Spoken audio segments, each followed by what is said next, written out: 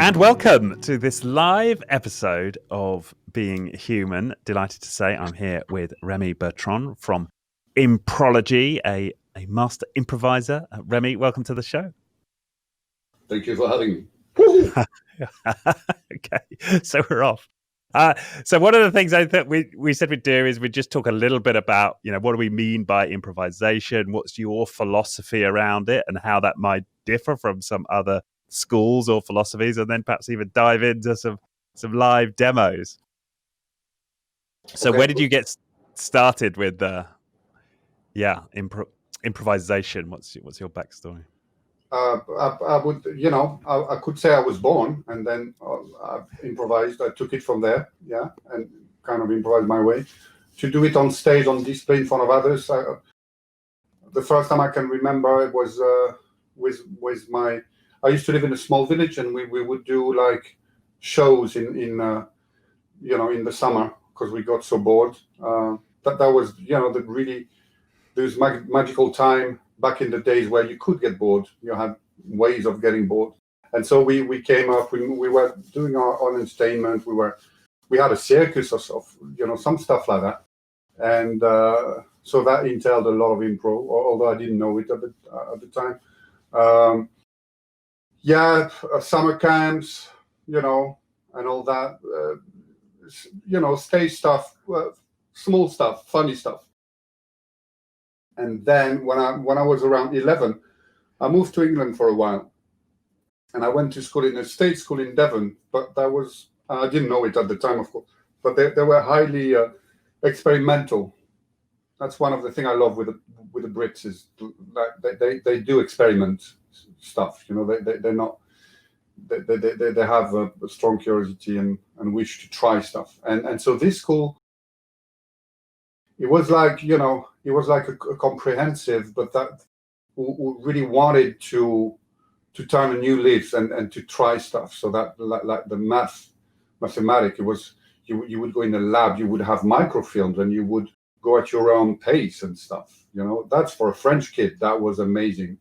Because in France, we're very systematic and very samey, very conformist. And we had half an hour of improv every other week. And there was this fabulous teacher. So half an hour, of course, you're not going to do much. But it was a taste. It was a first taste. So that was my first taste. And then I was an actor for a while.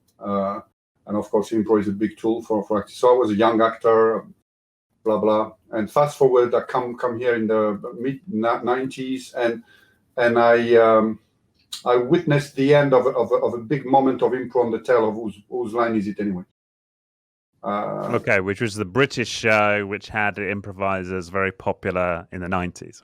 Yeah, and which is of course a very heavily edited show. I mean, you only get to see the best takes, and they edit out all the rest. So for me, it's in a way, it's the antithesis of improv. Because in improv, you take the good and the bad. It's all there. It's all happening in front of you. Yeah. So it's quite funny that the stuff that introduced improv to so many people, and that so many people still refer to as that's what improv is actually heavily edited and therefore not improvised. You could right, say. Or at least the output. Yeah. It was improvised at the time, right? But just it was improvised. Yeah, it was improvised at the time. I would say at the beginning. Yeah, but then when you are in the third season and you're still playing the same game with the same people, I would also argue that you're not improvising any longer because you start to know your partner so well, you start to know the game so well that you can really start to do things that are expected of you. And again, that's not improv. Right. Okay. So you're an actor at this point in London, is that right? No, at this point I gave up acting I started acting very young. I studied as an extra at my local opera house when I was 13 because I was very tall. So so I'm an extra, which is nothing much, but that taught me, the bulk of theater, the bulk of and working with huge team as well, because opera involved like 100 people at least every night, and this team has to be very lean and has to move really together I mean, the discipline involved in theater, I think a lot of people don't have a clue how demanding theater is and how a fabulous school of life it is. Because you don't get a second chance. If you misplace your props or, you don't know where your shoes are, you're done, man. You're fried. So there's it's an incredible discipline. It calls for a lot of different arts and craft to come together and things. So that's where I did my first class, and then I started. I was in Avignon. Avignon has kind of a biggish festival, not as big as Edinburgh, but it's one of the biggest in continental Europe. So I started there. I was kicked out of school when I was 15 because I didn't go. So they say this was in Devon. You the state. No, that was in Avignon. No, that was in Avignon. I only stayed a year in Devon. Then I was back in south of France, and so I'm 15. And I'm only going to my theater club in school, and they're like, "No, you can't do that. Whether you come or you go, but you can't. It's not a Chinese buffet, mate. So just go, yeah, just go." So they kicked me out, and then the guy I was doing theater with at this school said, "Well, you should go and see that director because you got a style that he might like." So I go there, I audition, and the guy signed me on. So I thought, "Wow, acting is a wonderful job. I want to do that." I didn't realize at the time that I was being incredibly lucky, to walk in and it's audition time. I didn't know that. I thought it's always like that. You walk in, you audition, and they sign you up. And so I did 2 years with a guy, and then I moved to Paris for a while, but they laughed at me because I had a South of France accent, and I wasn't trained as well. I got trained on the job. And I did a few years of that. So bear in mind, I'm still very young. I'm still a teen. And then I got tired of all the drama. I saw, oh my God, all the drama, you look at the actor, you got all the drama, all the problems. You look at the technician and you got all the solutions. I want to try that. I want to be that. So then I did sound engineering. I did all kind of stuff on the other side of things. And then I don't know, I tried millions of different stuff, and it ended up like so many people in marketing. I wasn't expecting that. Okay. I know.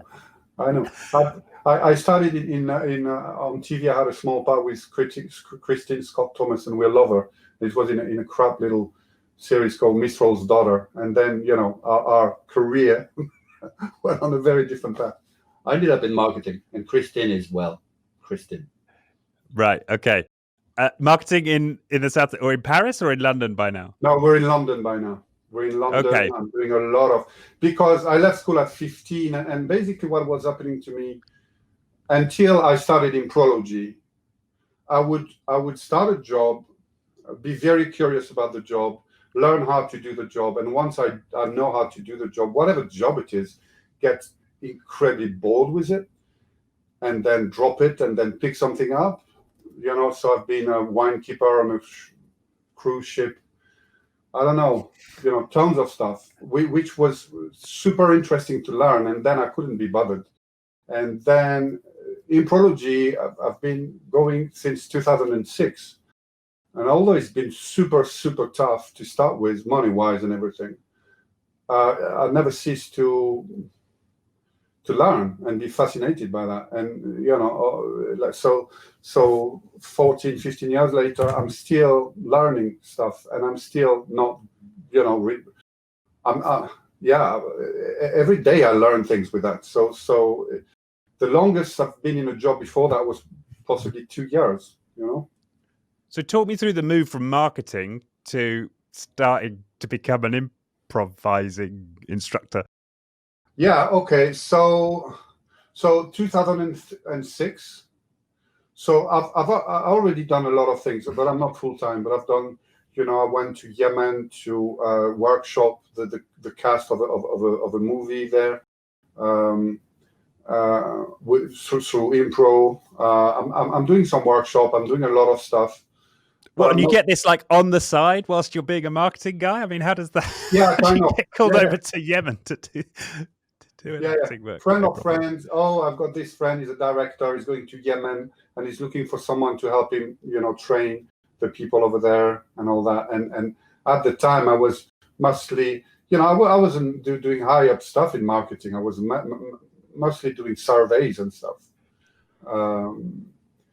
which 9 out of 10 time it's incredibly boring, and 1 out of 10 is fascinating. It's super interesting, but that's 1 out of 10. Yeah, so I can quit that job whenever I want, do other stuff, blah blah blah, and then come back and pick it up, and and then. Yeah, so 2006, I'm about to turn 40, and I've been wanting to teach improv full time since forever. And I tell myself, man, you do it now, or you're not going to have the courage to do it. So all through these jobs, as being a technician in marketing, the wine guy on the cruise ship, in the back of your head, there's, I want to be an improvisation instructor. That's but by the time I come back in. By the time I came back in the UK, which was 94, I think, so that I came here and I settled here in London, and I've joined a little company, a little improv outlet. We're doing improv upstairs the pub, like 90% of improv is like that. I joined a few, do a few workshops, join some people, work with some people, and think this is such an extraordinary tool for self-knowledge. The showbiz aspect of things don't interest me that much. Plus, I'm French. I'm easy to kill. I'm often targeted by, some mild racist tendency that the Brits have. So I'm very often shut down on stage because, I don't have the vocabulary. I don't have the... And that's not the stuff that really interests me so much. It's more the mirror that improv, give to you and show yourself the way you are. It's going to show you how you relate, how you relate to yourself, how you relate to other, where do you pitch yourself in the pecking order, how desperate you become when you don't have control of the situation, what kind of power trip are you on, and all that without the need for a lecturing voice explaining to you any of these things, and so, yeah, I'm 39, and I'm thinking, what, if I'm not doing it now, which to me was, a very different flavor from the few stuff. At the time, there was only 1 or 2 other schools out there, and they were really geared towards performance, towards, doing shows, doing, battles and all that. And this didn't attracted me at all. And the first few years, we didn't do any shows and stuff. We were just workshopping and researching, basically, the subject. So anyway, 2006, that easy to get a loan. I get a loan from my bank and spend a year figuring out what the hell. And building the... Well, you must have had some sales skills to get a loan from a bank to start an improv company. No, 2006, they were desperate to lend you money, man. They were desperate. Really? I just made a phone call. It changed big time. It changed soon after, actually. You had the first big financial crisis soon after that, and the climate changed. But at the time, it was that easy. And I'm a very slow guy, so I spent a year figuring out what the hell, and also reinventing the wheel. I love to I didn't want to learn in books or whatever. I remember I've already been teaching quite a bit. Yeah, I'm not full time, but I've been teaching some workshop in French. I've been performing. So I got a vague idea. I know, the few key names, the few key, Keith Johnson, Viola Spolin. I already heard of those guys. But I still don't have a clue about what it is I want to do. And so I spent a year trying to figure it out. And I think it was a really good moment. Google started to happen, and you could have a business online, and it was still quite easy to figure it out, And so I started building my website. The first thing I did to clarify my ideas is to start with a website, rather than being caught short of, oh God, I still got to do my website. In fact, I built my website at the same time I was trying to figure out what the hell. And then started. And when I started, I thought it was going to take me a year, to be afloat, and it took me 4. But 4 years. Yeah, something like that. Yeah, because also, and what I realize now, I'd rather have fewer students that are super motivated and super interested in things, than to have a lot of people who don't really want to be here or would rather be somewhere else. Or, I send a lot of people towards other classes if I found that it's not the kind of stuff that they're going to thrive in. So I'm not, I'm not interested in big numbers. Right. So what is it, for people, so I'm guessing most people, their understanding of improv will have been the comedy style improv that they'll have seen on TV. You've mentioned self-knowledge, that for you this was about self-knowledge. So what is the Improvology version of improv, I suppose? Yeah. One of the things that I found quite interesting is that it's kind of evolving all the time. And it's not really, it's almost the opposite of result oriented. And also, yeah, I mean, for example, there are so many gifts and so many things to discover with improvisation.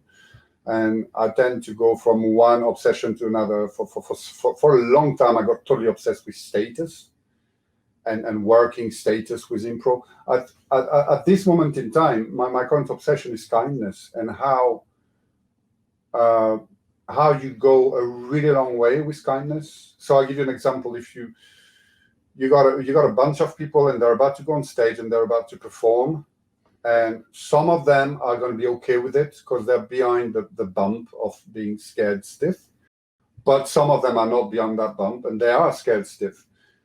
Putting any kind of pressure on those people is going to make it way worse, but not just way worse for them, way worse for the people about to play with them, way worse for the people watching that, and way worse for any kind of story that's going to come up.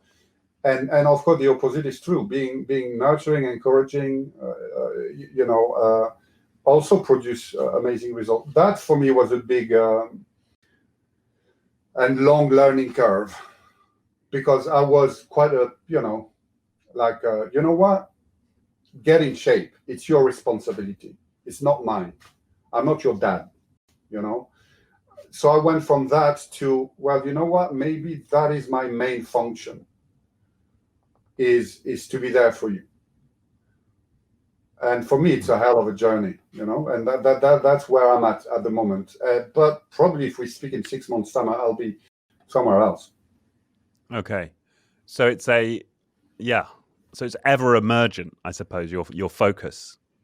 Yeah. And everything, man, everything is, because to me, it's like the moment you nailed something, you killed it. Because it's a live thing. It's alive, yeah? So it's immanence, yeah? It's the most important things, they can be evoked. They can be, you can touch upon them, but you can't really nail them, because the moment you nail them, they lose kind of all real significance. Yeah. And who's attracted to come and work with you? Well, that's my luck, because it's a lot of really, really nice people. And some of them come because of social anxiety, that they want to get over it. Some of them, I got a lot of people who come for storytelling reason, because they are, they are storytellers themselves. So whether they're writers or they're illustrators, or they write scripts, or all kind of stuff. So they come for the storytelling aspect. Some people, because, for example, they're about to get into higher up in management. They want to find out what it is about improv management that you can do. And the really nice thing in this setup is that people sign themselves on. Yeah, they go to the website, they take a class, they pay for it. Sometimes it's their job paying for them, but most of the time it's themselves paying for them. And that is such a different setup than, coming into a corporation or a school, because I've been teaching in drama school as well, or, and just doing your thing in an institution. It's very different. Yeah. How's it different? Well, the biggest difference is the people were told to be there. Yeah, they didn't choose to be there. And there is something where a lot of us we're gonna hide into when we're anxious, and God knows improvisation make a lot of people anxious, and that's what I call the tragedy of being me.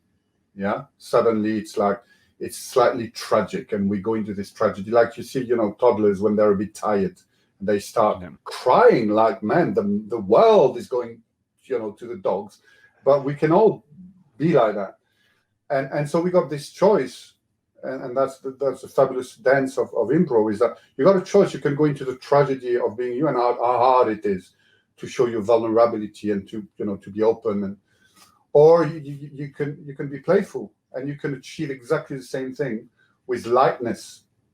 Yeah, but it has to be a choice. You can't make someone play. It's impossible. So you can dangle something shiny and say, "Oh, look, yeah," but it's ultimately going to be their choice. You can't force it. So people who are in the room by choice, it's already a very different type of empowerment. Yeah, they're empowered. They choose to be there. They paid with their own money. They are clients of mine. Yeah, the other guys already they come, but they're not empowered. They've been told to come here. Yeah. So it's already a very different relationship. Right. And I'm guessing your preference is to work with the ones who paid. Yeah, they all paid, mate. They all paid. But to work with the one who booked themselves in, to work with the one who made that choice, they will put themselves in the room. Yeah, because it's I tell you what, it's 70% of the job is done. If you have the courage to do that, you're already in a place where it's going to be a lot easier for anything else to follow, Yeah. Okay. So you're in your 4 years. So it takes you 4 years to build up enough of a client base for it to wash its face, right? Yeah, to stop wondering where the next meal is coming from. Yeah. Yeah. Well, so you must have had a real desire then, just hang in there for 4 years. Yeah, and because the beauty was that I was learning so much, man. I was learning every day. Each lesson was such a huge learning experience. I was meeting really fabulous people, and I was being taught basically. I've been taught by my students. So basically, also the idea was that I couldn't charge that much because I was still very green and still very experimenting, and I had no real idea about where I was going. And so that's also one of the reasons that it took so long. You had the imposter syndrome, you had all this stuff, which I resolved quite easily, thinking, you know what, you're paying me so that I can do that full time and become a better servant. Yeah. Yeah. And now you're doing it online. So these people do them online, or do they do them in person? Like, what's the setup now? So now the setup. I mean, obviously now is it online, but up until this point. Up until this point, so up until Brexit, I was running like five evening classes, and I was turning people away. Basically, I was a big at my own little scale. That was a big success. And also, what happened when I started, from the best of my memory, you already had a school in London doing improv, and that was the Spontaneity Shop, who existed since the 90s. You had another outlet called Sprout Ideas, which I think was already there, which was doing also stand-up and things, but they were doing improv, and it's a friend of mine running that, David Bourne. And you had, I started at the same time of someone else, Steve, who created Hoopla, and Hoopla has become an empire. Hoopla is now, the improv is another word for improv in London. They do 3 classes a day, and Steve worked his ass off for that. It just didn't happen. He worked like that. But that was it. Yeah. So there was these 2 guys. Hoopla and I, we studied together, and that was it. Nowadays, I mean, before COVID, you look at, search for improv in London, and you got maybe 20, 25 schools. So it has become super, super crowded and very, so you got a very, very strong proposition now. You can find classes everywhere. And why is it then? Why right now at this moment in our history is improv so popular? I don't know. I can tell you. I can give you my story. My version of things is that we finally realized that we cannot prepare for all eventuality, and we got to learn to deal with our own ignorance. What we can do is deal with unknown better. We can that we can prepare for, but there's no way that we got to stop pretending that we know what the future is made of. I still grew up in a world where people could pretend that they would know. Yeah, but now look at us. We can't predict elections. We can't predict anything. Right. Yeah. And it's because sometimes people say the world's got more complex, but has it No. really, as you say, is it more that we're just learning that we can't predict the future? We're learning that sort of learning flaw in the human condition that thinks we can. Yeah, or relearning it, because talk to our grandparents, people who went through the Second World War, and tell them that our world is more complex than theirs, and they'll laugh in your face. No? It's just that we forget in times of peace and prosperity, and we start to buy into the narrative that the world is predictable, and that we can prepare for every eventuality. Which of course we can't, and it's extraordinary when people start improvising. That's what they try to do, and they get a really hard time. It's for a lot of them, it's like a fly bumping on the window time and again, until you realize that no, it's not about that. It's not me being prepared to answer any question, or to know it all, or to understand it all. It's me comfortably letting go of control and paying exquisite attention to what is happening, so that I can address that. I can answer that. Right. A lot of the people telling me about the benefit of the class was, and especially in a corporate setting, is to be comfortable when you do a public presentation or whatever, to be comfortable to answer a question by, I don't know. Mm. Yeah. And it's interesting. I was speaking to a CEO on one of our round tables recently, who said that was something he had to learn to do quite quickly during the initial phases of the pandemic. Was he simply there was no way he could give an answer other than I don't know. And what kind of the journey of humility, and and how empowering it is as well to finally. I remember this young woman who was I think she was a researcher, a journalist.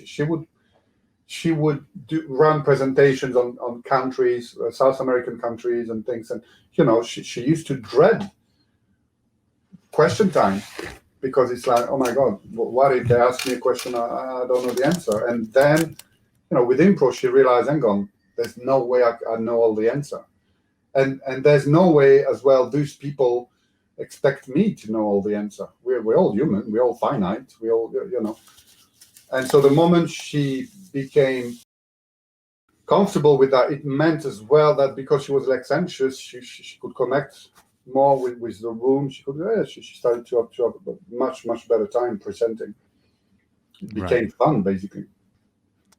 Yeah, well, that's interesting. Yeah, that is interesting, because I think a lot of people do feel a lot of anxiety in a corporate setting, and don't feel like it's too much fun a lot of the time. Yeah, true.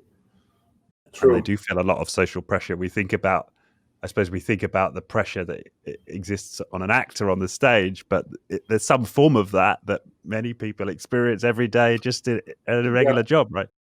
Yeah, what Desmond Morris called being overexposed. Right. Overexposition is not a good place to be for most people, except the histrionics. like us. The jazz hand types. Yeah. Okay. And for you, so you mentioned earlier, this realization that there's something to be said for paying attention to being kind. What else have you discovered about yourself in this long journey for you now?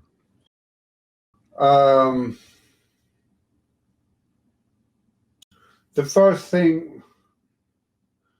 Okay. So the first answer is too much stuff, too many to mention, too many to remember. Yeah. One of the things that came to mind is I was born in a very tiny village, but didn't have people of my age around me. I only got on with adult people way older than me. I was very socially awkward as a person. Kind of. It always came up as a surprise when I say that to people, because I don't look like a shrinking violet. But I was really always quite awkward around people. And when I started teaching, and then you go for a drink, and I was like, shit, what do we talk about now? And, am I the teacher? What am I? Where am I? What's happening there?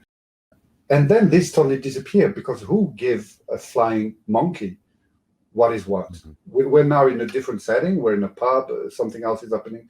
So it taught me this thing of, you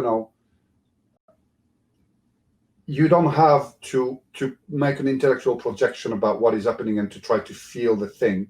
You can just leave what is happening there and just enjoy that and go through that. You don't need an intellectual representation of these things to make you feel safe or to make you feel happy, or to, so that was a big liberation. And I think that's one of the big liberation that improv is giving to people. And of course I went on teaching improv because I had to learn it for my own sake. Yeah. And teaching is the best way to learn stuff. Yeah, that's interesting. Yeah, that certainly for me, I can find it is a bit of a psychological defense sometimes to go into to intellectualize a situation. Yeah. And instead of just allowing myself to be vulnerable on what is, and not trying to conceptualize it, just trying to feel into it. Yeah. We can relate to that. We've got a strong aversion for failure that is so strong that I believe that it must be that for our ancestors, it must have really been life-threatening to fail, because we're so averse to it. In that sense, improv is pretty much like Aikido. When you learn Aikido, from what I heard, is that for the 2 first years of learning Aikido, all you learn is how to fall down without breaking bones. That's all you do. Boom, boom, boom, you fall. And then when you know how to fall, now we're going to show you the other stuff. And improv is pretty much like that. How to deal with failure, how to deal with abject failure, and be okay with that, and really be okay with that. I don't mean putting a front, yeah. And it's basically when we stop putting our ego in succeeding, and we start putting it in the ensemble work and the ensemble succeeding, and then it become truly out of this world, because you start to witness miracles and stuff. But there's no shortcut. Yeah, the number of times I failed, number of times I went home saying, never again, oh my God, what have I done? And each time it's really in front of the wrong people. Yeah, each time it's in front of improv royalty, that you're going to do your worst show or your worst move, and and then it's like what is happening for me at the moment is the realization that the most fascinating and magical thing that happen in scenes, improvised scenes and story, are very often born out of mistakes, born out of a misunderstanding or a mistake, but that people are really able to hold on to and are upheld and, so that rather than making each other's wrong, it's like, okay, I'm gonna make space for your interpretation of the thing, and we're gonna run with that, and we're gonna make something with that. And then it's like the pearl, in the oyster, that started with a grain of sand that had nothing to do there. Right. It's not clever. The pearl doesn't come out of a clever scheme that the oyster had. Yeah. Oh, I'm going to do that. It's brilliant. No. It's an impurity that come and run havoc. Yeah. That's such a fascinating insight, because when I think about the corporate culture is so often it's polishing this PowerPoint to within an inch of its life. Like, you want to present the pearl fully formed, right? You don't want to go into a meeting saying, I don't know this, I don't understand that, I screwed this up, I think this is fucked, I can't, I haven't got a clue about it, right? You just don't enter situations in that way, do you? And I would even go further. Everything is so sanitized in the corporate world that you almost never get the pearl. Right. Because you don't let the sand in. You're not going to let the sand in. So if you don't get the sand, you don't get the pearl, man. Yeah. Although I'm sort of squaring that with something like Apple, where they do have this strive for perfection and creating beautiful pearls. So it's not like we don't want to strive for greatness, do we? But we also want to. There's a paradox there, right? We want to strive for greatness and beauty, and as part of that process, we must be with the shit, right? Yeah, but I would say that one of the differences with Apple is that they got this beautiful religion of frugality and usability, and less is more, and those are really enormous improv principles. Yeah, less is more. When you tell a story, don't go and tell us 3 million things, which at the beginning, when people improvise storytelling, it's what we have. The intuitive things is that it has to be complex and mysterious and full of stuff, and it's the exact opposite that happened. Yeah. I don't know if you remember, there was a meme quite some years ago, maybe at the time Job was still alive, and they were contrasting Apple's marketing against Microsoft marketing. So Microsoft, they got the Windows X2000 Premium Edition 1996. Already the title, yeah. And in the box they would have this paper that you can open up, and all this stuff that is trying to explain to you to death something, and the more you explain it, the less clear you make it to people. And then Apple come, and they got this beautiful way of putting things, and they manage to do some little miracle in 2 lines, and that is very improvisational. And it's but it takes a lot of practice. It takes because it's interesting, because sometimes I suppose my prejudice about improv is that sometimes it can feel very flabby and meandering and padded, and it's not necessarily tight, right? No, and one of the things that needs to be learn or relearn is, for example, finishing. It's a skill. It's a skill that needs drilling, because most part of the time people will never finish their scene, whether because it's happening so well and they got so much pleasure out of it that they don't want it to stop, or because it's so awful that they want to redeem themselves before stopping it, and it goes on and on and on and on. And finishing scene is a skill in itself, or finishing stories, or and being brief and being frugal. Again, it's a topic in itself that can be studied, and that takes time to master. It takes a lot of time.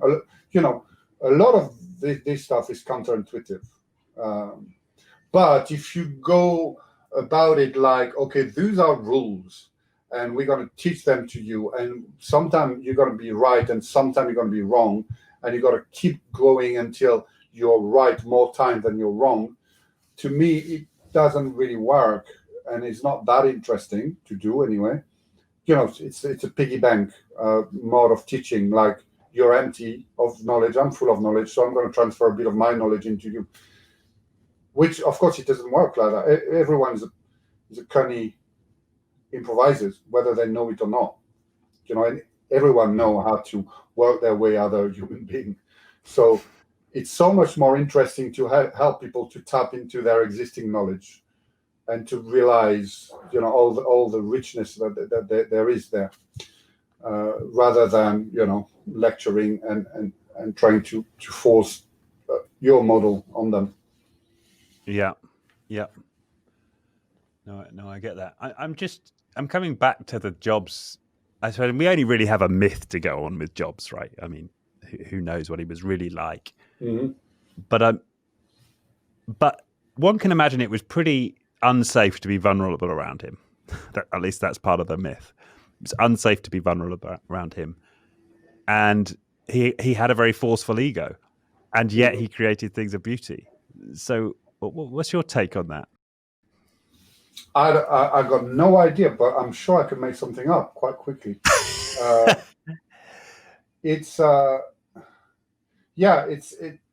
So I would,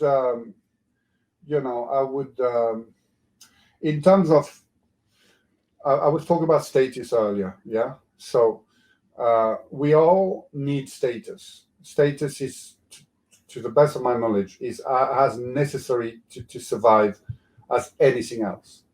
Because if I got a low status, I'm going to be constantly threatened by other people. If there's something happening, I'm going to be left behind because nobody will think of me. They was showing this Animal Kingdom stuff. This little chimp, female that was an orphan, and that was totally ostracized by everyone else, and that totally fallen status, and was in danger of her life, basically. Yeah. And we're cousins of those people. Let's never forget that. And don't worry, I'll come back to. I'll land on job. Yeah. So the guy who first theorized status as being useful in improv and useful to teach acting as well as improv was called Keith Johnson. He's called Keith Johnson. He's still among us, and he's the biggest thing there is in improv. I mean, so many times I've been coming across a new thing that's super excited about, and then I found that Keith's been there 20 years ago. Yeah, so he's the guy, and he's the guy who wrote probably the book that anyone interested in improv should read, and it's called Improv. And guess what? It doesn't have a V. It's Improv, just Improv, like he's done. And he find out that the way he came across, he was teaching like at the Royal Court. He was teaching young actors, and he had a bunch of actors around the table, and the scene was totally flat, wouldn't go anywhere, and he started giving pecking orders to the student there around the table, and suddenly everything came to life. And he was a friend of Desmond Morris as well. And so who's Desmond Morris? I don't know. The guy who wrote The Naked Ape. Oh yeah. The guy who got all this field started in a way. Yeah, started looking at human beings with the skills of a zoologist. And I didn't know that, but he was quite big in England because he's English. For me, I only knew him through France and so. But in England, he was a regular on BBC and all that, and so Johnson knew him, and I think that the status stuff and the pecking order stuff came, in kind of collaboration or being aware of this work and all that, and the fact that we are in the family of great apes and etc. So status, here we are, status.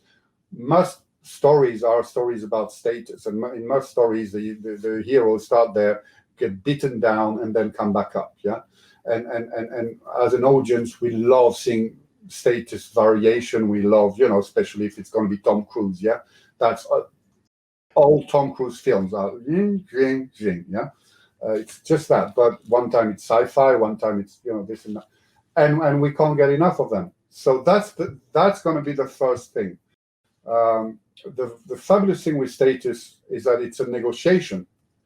Otherwise, we're just gonna argue on top of each other. Yeah, Trump Biden first debate.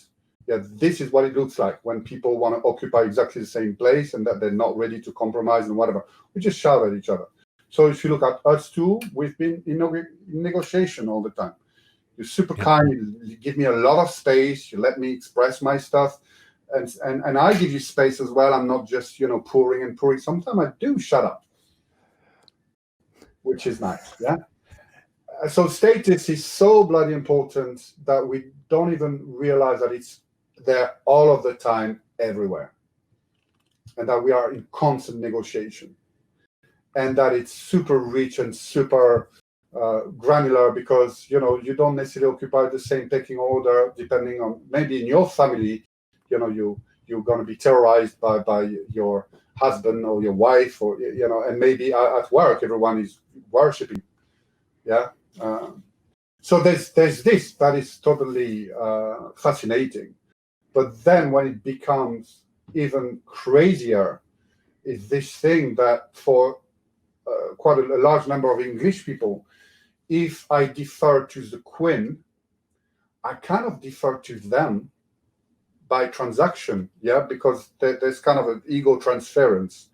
So if I defer to the Queen, they have a stake into that, because they defer to the Queen as well. And if I don't defer to the Queen, and you can replace the Queen by Trump, by whatever you want, then they might feel personally insulted, because they do. And it's, you know what I mean? And if we bring that closer to home, if you think of someone you have deep respect for, so it could be your dad, could be someone you work with, could be your mom, could be your wife, could be your, whoever, someone who's close to you, you got a lot of respect for. And if you see someone else disrespecting them, you feel personally attacked. Right. We take it very personally. And that's the beauty of status as well. It also works like that. It also works with transference and all that. And to go back to Steve Jobs, those kind of leaders, what they do, it's quasi mystical, is that they give you a bit of their shine and things. And if you go and work with them, you're in the church now. Yeah, you're in the church. And so a bit of the shine is shining back at you as well. And yes, you're going to do your best, and because you're working for the best company there is, doing the best product and things.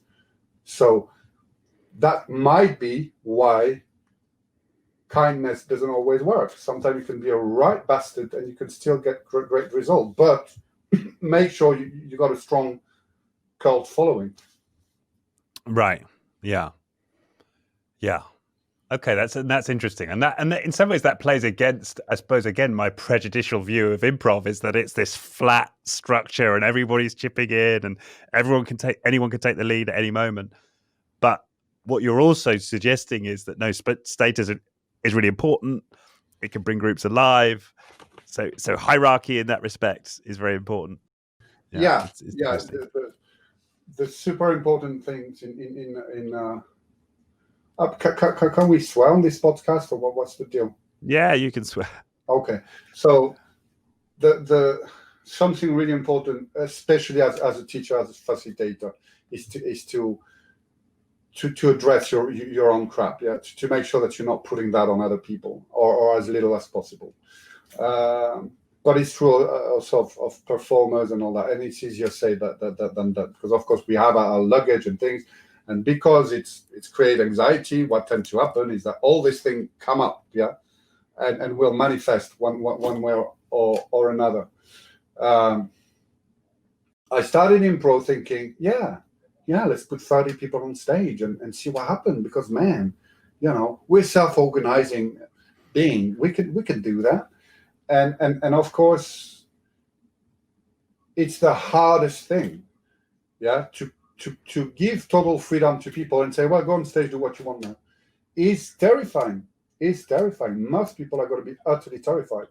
So we need structures, we need limitation. That's what's going to bring about creativity and all that. And yes, of course, if you push all the walls and you say, okay, here's a flat organization, what's tend to happen is that the bully will end up on top very quickly. So you need to hold the space. You need to hold the space and to facilitate the space so that everyone get to have a voice. Right. or find structures and way of working which would collapse the hierarchy. And some stuff exists, like a wonderful woman called the Sixth Viewpoint, Mary Overley, which was a dancer choreographer, came up with a way to flatten things and to allow people to collaborate really at the same level, which kind of, is super desirable and not that easy to bring about. Right. But super desirable, but not necessarily, right? As you spoke about, your friend who brought this meeting alive of actors by playing with status. So that's the interesting point here for me, is that actually creating hierarchy can enliven a situation and not necessarily deaden it, right? Okay, so he's not my friend. I love him to be my friend, but he's 83 years old. He's called Keith Johnson, and he's Keith Johnson.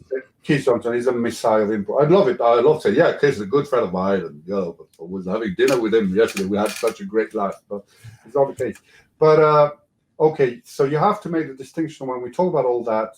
Viola's put in other big lady, big names. If you want, I'll give you some reference. If you want to put some reference later, you need the distinction between performers, characters, and audience. Keith Johnson gave characters a pecking order, and the scene came to life.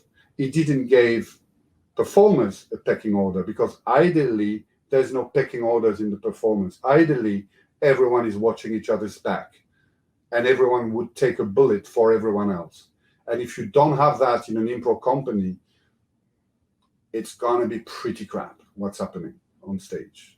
It's gonna be basically everyone trying to shine, a little more than the neighbor, which is what's happened very, very often. Or people freezing in the headlight because they don't feel brave enough. And so, as I would say that if you talk about the performers carrying the performance, then it has to be totally flat. It has to be everyone for everyone else. Otherwise, it doesn't work. It really doesn't work. It's quite awful. Yeah. Okay. That's interesting, and that's an interesting metaphor, right? And we can put that in an organizational setting and say you can play a role which might give you some positional hierarchy and may, in some ways, right, be valuable for the group. It might enliven the group. It might help the group. Mm-hmm. And as an individual human, they want to be treating everybody in the group with equal level of respect. Yeah, and you're not your job. You're not your job title. At the end of the day, you're just a guy. You're just a girl. And because if you and I'm talking about that like if I'm on top of that and I can master it and things, which is absolutely not the case. I'm still dealing with my own ego tripping, with my own, how empowering people all the way is basically pushing me into oblivion, because ultimately they don't need me. That's my job, is to make these people not needing me at all. Well, that's tough, man. That's really tough. And washing away all temptation to ego trip and to go, oh yeah, but I know that and you don't, so shut up and listen, and I will impart my knowledge upon you. It's just super. It's a tough yoga, I found. But yeah, this fabulous thing of making the distinction also, between your characters and yourself when you're improvising. So if you can do that, then you got a fabulous freedom, because you don't care if you're this abject human being that everyone, puke on, because it's a character. It's not you. So you get to visit kind of any state possible of the human soul, right. But in a super playful manner. And do you so when you're talking to people who are bringing this into a work context, is that one of the suggestions you make, is consider yourself to be a character in your workplace, and that gives them license? Oh, that's interesting. So I never advise people on their job, because I don't know what their job is, and I don't know what it's like and things. And so generally what will happen is that this kind of knowledge I will hold the space for them and let them mine the stuff and drill down and find where is the little diamond they can bring home. But I can't give that to them because I would be utterly made up, because I got no idea about their organization, how it works, and what would help. But yeah, holding a space for them to brainstorm it and come with principle, the stuff we've been doing all day today, what can then be applied to your stuff, and it's super interesting and very rich conversation very often, but I don't lead that, and I don't pretend that I know any of that. Yeah. So, but what you find is people make connections with what they learn in the improv space that they big time. Yeah. No, that makes sense. Yeah. Now we did talk about doing some practice of this. I know we're coming up to the hour. What do we have some space to have a play? So it's just you and me. Yeah, we're going to play a game. Yeah, it's you and me. Okay. Okay, we can try this. It's a game. We're gonna have a dialogue, but it's also going to be full of silences, because the most interesting things more or less happen in silences, just like with any conversation. Yeah, I don't know if you see what I'm talking about, but generally, the interesting stuff take places in the silences. So here it's going to be a silence is full of builders. Oh yeah, man, they're really getting hard on it. So yeah, first thing first is, we need to be comfortable with silences. Second thing, that which is quite an interesting thing, all this thing, we're not going to try to block it out. We're going to let it through. Yeah, because if we try to block it out, it's going to make us even madder. And we're going to have a dialogue, but we're not going to finish our sentences. But it's not like if I don't finish my sentence and you need to guess. I'm not trying to make you guess. It's like almost like, people in the US, in certain states, they can go like that. James, you remember?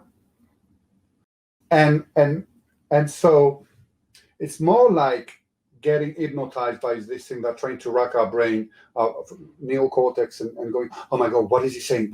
What is? No, we need to connect to kind of emotionally, yeah.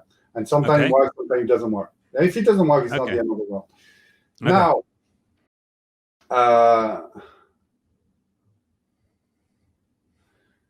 if we give it enough time, and of course, you got to understand that you're not you, I'm not me. We're playing version of ourselves. We're playing characters. Giving enough time, you're going to end up having a kind of a good idea of what you need from my character. And I'm going to end up having a good idea of what I need from your character. It could be anything. It could be a bowl of sugar. It could be respect. It could be your shirt. It could be that you give me back the money, whatever. But very importantly, I don't start with it. Because if I start with it, it's entirely made up, yeah? But if I let it happen through our interaction, then it's organic, and it's more often than not, it's going to be, truthful. It's going to... Is that enough? Yeah, I think so. We're not finishing each other's sentences, and we're going to try and emotionally connect. Yeah. And we don't even try to guess what the end of the sentence is. And we don't try, and we don't. You don't complete my word. Maybe your brain is going to be, finish his sentence, but don't let it. Okay? You ready? 3, I'm good. Yeah, let's go. 2, 1, go. Well, I'm letting the builders in right now. Are you what? What? I'm letting them in. I'm not letting it bother me that we've got. Wow. Wow. I'm really, you're such, look at you. You're such a, That's Yeah, you look happy. You look happy. I am, but it's because it's you know. Yeah, yeah. Yeah. Yeah. It's like, yeah. Look at that. Isn't it? Just, It's yeah. yeah, Yeah. it's warm. It's warm. It's warm. It's warm and, you know, makes Yeah. you wanna, Seize. look at you finishing my sentences. Look at you. Look at you. Right. Okay, we can stop now. But it's so you see, it's a super nice example about how not knowing make us super anxious, and then we can't help ourselves but bring that back in the known, yeah, because it's what we do, and this stuff made you a very successful guy, yeah, bringing the unknown into the known, yeah. And suddenly you got this French guy telling you, no, stay into the unknown. And then you're going to uncover amazing stuff. But as you can see, it takes practice. But that's all it takes practice, Yeah, and yeah, I definitely. But I suppose what I felt was way more emotional connection to you. Like I felt my stomach, and I felt warm. Like I said, a warmth. I felt this warmth in my gut, which, yeah, I hadn't experienced for the entire hour up until that point. It's amazing what just that little shift in the sort of rules of our dialogue. What impact it had. Yeah, and you know that the brain is often called the first. The guts are often talked about the first brain. Yeah. Yeah. In cognitive development, in complex biology, the first thinking stuff was in the brain, was the guts. Yeah. And so the way we connect with our guts, the guts feelings and all that. I mean, so it's but that was the first time my gut was engaged. Like, whether I was really conscious of it. That's interesting. Yeah, that's super interesting. It's also because you really played the game. You really went for it. You didn't shy away from. Some people might have panicked about, well, what the hell is happening now? Yeah, I'm starting to have all these feelings coming up. Oh my God. Yeah, it's like I felt love. I did. I felt like some kind of love for you in a way that I hadn't. And that even sounds strange. Like we've known each other an hour and whatever our prequel was before this. Yeah, but if you think about it, there's kind of this strong dichotomy, between okay, so it's gonna have very different names and stuff, but hate is another name for fear. Yeah. Is another name for anxiety, isn't it? And so very, very often the way you can dissolve that through positivity, through attention, through curiosity, through love. I mean, these are all different words for quite of course, if you talk like that, you sound like a hippie. Yeah, you need to dissolve love into, fear into love and blah blah blah. Okay, so you could say you need to dissolve anxiety with curiosity, and you're saying the same thing. Yeah. No, I can see it, and I can see how it's going to have a lasting effect. Do you find that? Do people report? I can imagine that I'll still be sort of riffing a little bit, even off that minute interaction for a while now. It's like I feel something's been energized. Yeah, totally. Just by like taking a plunge in a cold pool, it sort of awakes the system. I took a plunge into a very different space, right, emotionally. That's a really nice metaphor, and but also it was born out of courage. It was born because you went for it. Yeah, there was no because you're active in the field. You're a trainer yourself. You know what it's like. You know what it's like dealing with anxiety and all of that. Because very often what's going to happen is that the people are about to take the plunge and and then they're there. Yeah, and then for 2 hours I'm trying to talk them down into letting go. But it's a very human thing. Yeah, it's this terror of I'm going to be changed and I might not recognize myself. Yeah, which is terrifying. And so you took the plunge, and that now the payoff is a lot of endorphin going around. And this nice feeling. Yeah, and a lot of people would tell me, I come your class after work. I'm totally knackered and things, and 2 hours later, I'm on a cloud. I'm re-energized and all that. Yeah, no, and I don't. I'm probably trying to make too much of a very short interaction, but what I'm just comparing it to some of the comedy improv classes I did. Sometimes you might get a laugh and a bit of satisfaction because maybe you'd made a few people in the audience laugh, or you'd made your partner laugh, or something. But it wasn't quite there was something slightly different about that. I felt maybe a bit more emotive. Yeah. Because the reason why I feel like a cousin of comedy improv, or like a faraway cousin, is I don't recognize what I do in that, because it's all way too intellectualized, way too systematic, and you do this and this and this and you'll get this, and actually no, it's not that simple. Right. And also, to circumvent the courage it takes. So there's this kind of enforced happy clappy, hey togetherness that I don't feel part of.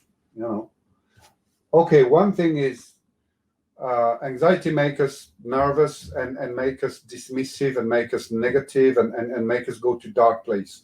So it can be super helpful to be light and loving and curious about stuff, and that can be drilled as well, because it's not necessarily the first thing that we're going to be doing. But having said that, if the authenticity of the moment is very dark and is very well, let's do that then, because at least it's being aware of what you got, rather than manufacturing something or pretending that it's something you're not. Right. Yeah, well, that makes sense. Feels like I want to do another one now. but maybe we've done that. Okay, well, thank you so much. I've really, really appreciated the conversation. And so for people who've, it's aroused their curiosity in developing their improv skills. Obviously, there's coming to your classes. Are there any other places or any other things you'd suggest to people to sort of get going with developing their awareness or their skills? Well, if you want to book, there's Improv by Keith Johnson that I would definitely recommend. I got classes, but I also have stuff that are free, like tomorrow British time. I've got something 10:30 that is just we have a conversation. Sometimes we play games. It's a bit like the stuff we've been doing today, but it's there's 5, 6, 10. It's very variable. Sometimes there's more people, and that's totally free, and that's an hour in each other's company. And then there's evening classes. You can check that all that on Improvology.com. And also, the ethic of what I'm doing is that if you really want to take a class and you can't afford it, well, you get in touch and we find a way to make it work. See what you can afford. See how else can you be of service or whatever. So that money is not the prime. It's not the only transaction we can have. What else? There's Google Improv. And you'll see, and there's a lot of stuff out there that are free or quite inexpensive. There's a lot of shows being broadcasted on Facebook. Right now Improv is happening. So a lot of it is happening on Zoom, and a lot of people are zoomed out by the stuff. I hope we can go back in the space as quickly as possible. Personally, I don't feel like social distancing improv would work for me, so I'd rather do it on Zoom. And also we have wonderful connection happening on Zoom, like the way we connected now, man. I felt as connected emotionally to anyone I've ever felt connected. Yeah, maybe not.